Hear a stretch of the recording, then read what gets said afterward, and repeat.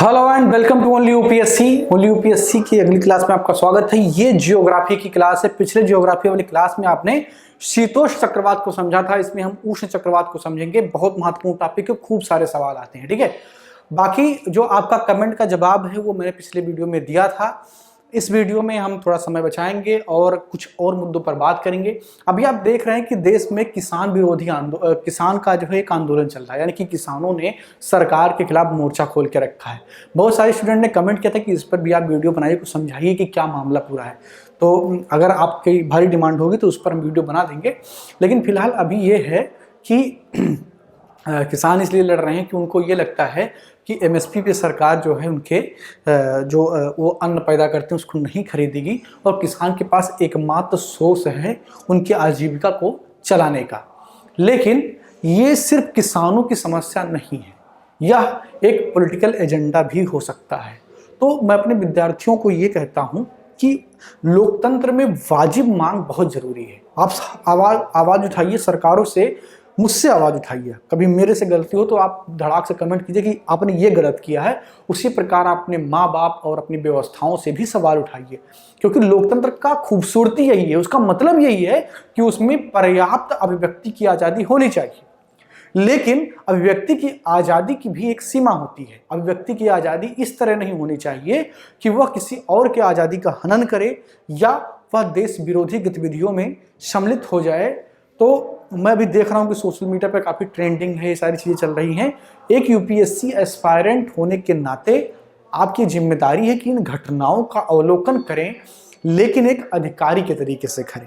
एक अधिकारी घटनाओं का अवलोकन कैसे करता है? जैसे एक डीएम है तो उसके कहीं जिले में अगर कोई दंगा हो रहा है, कोई धरना हो रहा है, तो वो पहले ये देखेगा कि कारण क्या है, समझने की कोशिश करेगा ना। कि वो फेसबुक खोल के ये चेक करेगा, अच्छा मोदी का बोले हैं, राहुल गांधी का बोले हैं, अब कर क्या रहे हैं आप लोग, अच्छा मोदी तो ये बोल दिया, अच्छा राहुल जी तो ये बोल दिया, मोदी जी तो ये बोल दिया, केजरीवाल तो ये बोल दिए। अरे इससे काम नहीं चलेगा। अधिकारी किस तरीके से काम करता है, क्योंकि सवाल आपसे उस तरीके से पूछे जाएंगे। आप पता कीजिए एमएसपी क्या है, पीडीएस सिस्टम क्या है, पब्लिक डिस्ट्रीब्यूशन सिस्टम क्या है, खाद्य सुरक्षा अधिनियम 2013 क्या है, या जो WTO का एग्रीमेंट है और उसमें भारत का जो एक पक्ष है, जब भारत जो है सब्सिडी पे जहां पर लोगों को राशन देता है तो उसको जाकर के WTO में फटकार लगती है और भारत अपना विरोध जताता है। वो पूरा मामला क्या है उसको समझिए आप, या ये समझिए कि एपीएमसी क्या है, एपीएमसी एक्ट क्या था, ठीक है, या किस तरीके से सरकारी मंडियां काम करती थी। ये सब सवाल हैं आपके इर्द गिर्द जो घूम रहे हैं। आप टीवी में न्यूज़ देखते होंगे, पॉलिटिकल पार्टियों के बयान आते होंगे, सोशल मीडिया से आप कनेक्टेड होंगे, वो सारी चीज़ें क्या है आपके इर्द गिर्द घूम रही। आपके इर्द गिर्द वो समाचार नहीं होना चाहिए, आपके दिमाग में सवाल घूमना चाहिए कि क्या है सारी चीज़ें। उनसे सवाल आएंगे आपके परीक्षाओं में। और अभी ये घटनाएं आपके आसपास चल रही, तो आपकी समझ भी थोड़ी बहुत उसमें हो गई होगी, तो अभी उसको भुना लीजिए ना।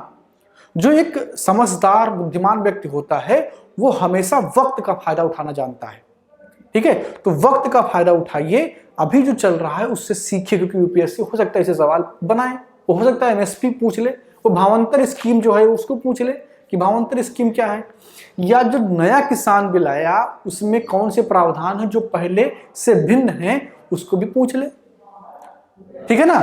तो इस तरीके से यानी कि एक अधिकारी वाले पॉइंट ऑफ व्यू से, एक यूपीएससी एस्पायरेंट वाले पॉइंट ऑफ व्यू से तैयारी कीजिए और ये सारी घटनाओं को देखिए। बाकी एक सलाह है और ये मेरी व्यक्तिगत सलाह है, इससे आप माने या ना माने आपकी राय होनी चाहिए। बस इतनी सी सलाह है कि इन पॉलिटिकल एजेंडाओं से दूर होते हुए बस घटनाक्रम को आप देखिए, उसको नोट कीजिए और ऑब्जेक्टिव रहिए, ठीक है। ऑब्जेक्टिव रहिए, क्योंकि बहुत सारी विचारधाराएं आपको घेरने की कोशिश करेंगी, और विचारधाराएं अगर आपको घेरेंगी तो आपके वो जो है व्यक्तित्व में आ जाएंगी और वो आपके व्यक्तिगत विचार बन जाएंगे। जब आप सवालों का जवाब दे रहे होंगे तो हो सकता है कि आपके जहन से निकल करके आपके पन्ने पर पलट जाएं और पटक जाएं, उसके बाद में उसका परिणाम बुरा हो सकता है, ठीक है। तो आपको संवैधानिक मूल्यों का ध्यान रखते हुए इन सारी घटनाओं को समझना है। ये जरूरी था बताना, क्योंकि ये एक अध्यापक का दायित्व होता है कि वो जो उससे पढ़ रहे लोग हैं, जो उसको देखते हैं, जो उससे एडमायर होते हैं, वो उनको अवेयर करता रहे, ठीक है। तो समझते हैं उष्ण चक्रवात क्या होता है। उष्ण चक्रवात, तो जो उष्ण चक्रवात है आपका, ये नाम से ही उष्ण है, तो इसका मतलब क्या होगा कि इसका जो क्षेत्र है वो क्या होगा, वो होगा विषुवत रेखा के नजदीक। कहाँ होगा? विषुवत रेखा के नजदीक इसका क्षेत्र होगा।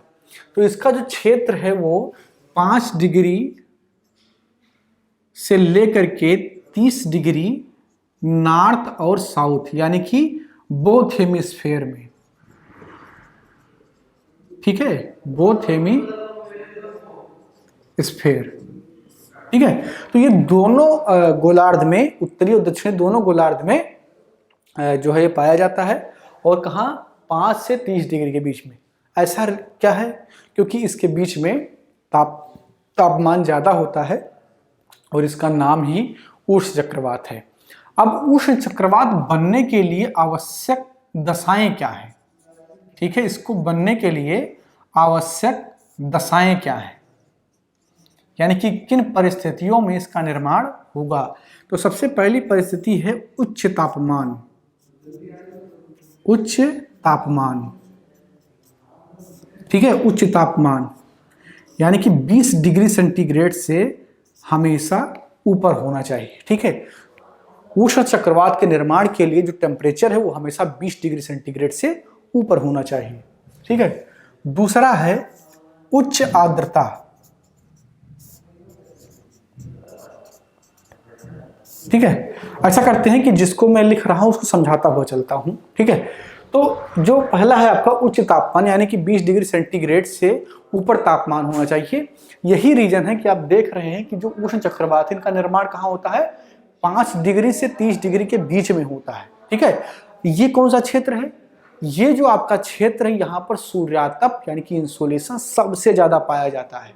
क्योंकि आपने समझा था कि जो विषुवतीय क्षेत्र है, जो बिल्कुल विषुवतीय क्षेत्र है, वहां पर जो सूर्यातप है वो थोड़ा कम पाया जाता है अपेक्षाकृत किसके?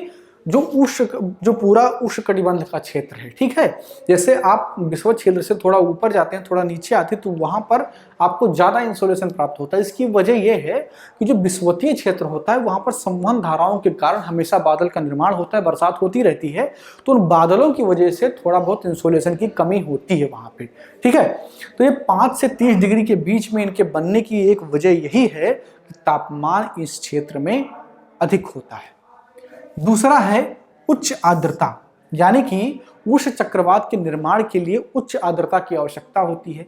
अब जब तापमान उच्च होगा तो निश्चित तौर पर आर्द्रता क्या होगी? उच्च होगी। आपने समझा था कि आर्द्रता क्या है? वायु में उपस्थित जलवाष्प की मात्रा को ही आर्द्रता कहते हैं, ठीक है। तो वायु में जलवाष्प की मात्रा कब बढ़ेगी? जब उसका टेम्परेचर बढ़ेगा। जब उसका टेम्परेचर बढ़ेगा तो उसमें एब्जॉर्ब करने की क्षमता क्या होगी? बढ़ेगी, तो आर्द्रता बढ़ेगा, ठीक है। लेकिन उच्च आर्द्रता कहां पाया जाएगा? महाद्वीपों पर कि महासागर पर? बहुत ही नॉर्मल सी बात है। महासागरों पर क्या होगा कि जब टेम्परेचर पड़ेगा, जलवाष्प निकलेगा, भाप निकलेगा, तो आर्द्रता ज्यादा वही होगी। तो इसीलिए होता क्या है कि उस चक्रवात का निर्माण महासागरों पर होता है। कहां होता है? महासागरों पर होता है। जैसे आप देखते होंगे बंगाल की खाड़ी में चक्रवात आते हैं, ठीक है। बंगाल की खाड़ी में चक्रवात आते हैं और महासागरों के पूर्वी तट पर होता है,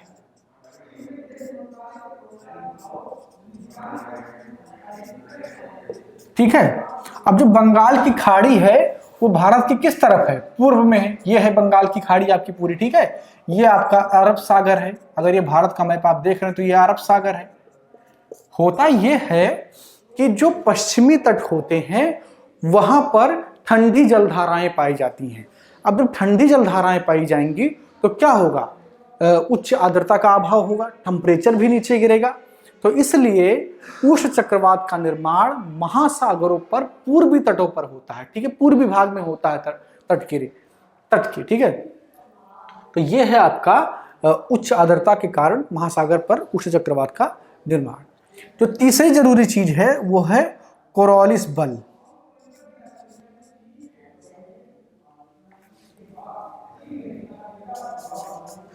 कोरॉलिस बल, ठीक है। मैं इसके नाम में अक्सर कंफ्यूज होता हूँ, कोरॉलिस होता है कि कोरॉलिस होता है, ठीक है, जो भी है। तो कोरॉलिस बल जो है ये एक महत्वपूर्ण चीज है, क्योंकि यही जो है हवा को घुमाता है, ठीक है। तो ये उष्ण चक्रवात के लिए एक बहुत महत्वपूर्ण चीज है कोरॉलिस बल, 3 चीजों में, ठीक है। और इसके अलावा जो चौथा चीज है वो है ऊंचाई पर वायु का अपसरण। आप जब चक्रवात और प्रतिचक्रवात में अंतर समझ रहे थे तो वहां पर आपने देखा था कि चक्रवात और प्रतिचक्रवात में यही अंतर था कि जो चक्रवात होता है उसमें तल के निकट जो है वायु का अभिसरण होता है और तल की ऊंचाई पर जाने पर अपसरण होता है। तो वही चीज यहाँ पर लिखा हुआ है कि ये इतनी चीजें हैं जो उष्ण चक्रवात के निर्माण के लिए क्या है, आवश्यक है, ठीक है। ये इतनी चीजें हैं जो उष्ण चक्रवात के निर्माण के लिए आवश्यक हैं। उच्च तापमान, उच्च आर्द्रता, कोरॉलिस बल और ऊंचाई पर वायु का अपसरण। ऊंचाई पर वायु का अपसरण, ये 4 दिशाओं की वजह से उष्ण चक्रवात का निर्माण होता है। तो ये था पूरा आपका उष्ण चक्रवात। उम्मीद करता हूं कि आपको समझ में आया होगा, सब कुछ समझ में आया होगा, कोई चीज इसमें ऐसी नहीं है जो आपको समझ में ना आई हो। अब बात आती है कि चक्रवातों के नाम किस प्रकार दिए जाते हैं, ठीक है। तो इसके लिए एक संस्था है जो नाम देती है, उसके सदस्य हैं जो एकांतर क्रम में किसी भी जगह पर चक्रवात आता है तो उसका नाम देते हैं। अब उसकी पूरी व्यवस्था क्या है इसके लिए हम अलग क्लास लेंगे। तो जो अगली क्लास आपकी होगी उसमें हम यह डिस्कस करेंगे कि किस प्रकार चक्रवातों के नाम दिए जाते हैं। आपने देखा होगा चक्रवातों के ऐसे ऐसे नाम है, कैटरीना नाम है, बुलबुल नाम है, ठीक है। तो ये ऐसे नाम क्यों दिए जाते हैं, इसकी वजह क्या है और उसकी व्यवस्था क्या है कि कभी बांग्लादेश नाम दे रहा होता है, कभी जो है इंडिया नाम दे रहा होता है, कभी ये आपका ओमान नाम दे रहा होता है। तो ये क्या है पूरा खेल, ये आप समझ पाएंगे। उसके लिए एक संस्था है, उस संस्था के बारे में भी हम पढ़ेंगे। तो अगली क्लास आप बिल्कुल मत मिस कीजिएगा, बहुत महत्वपूर्ण होने वाली है। बाकी कोई सवाल है, कुछ समझ में ना हो तो कमेंट बॉक्स में पूछ लीजिए, अगली वीडियो में जरूर जवाब दूंगा। मिलते हैं अगली क्लास में, बात करेंगे चक्रवातों के नाम पर। धन्यवाद। बहुत जल्द आ रही है ओनली न्यूज ग्रुप की news magazine the news ocean, जहां आपको मिलेगी हर खबर सच की तह तक।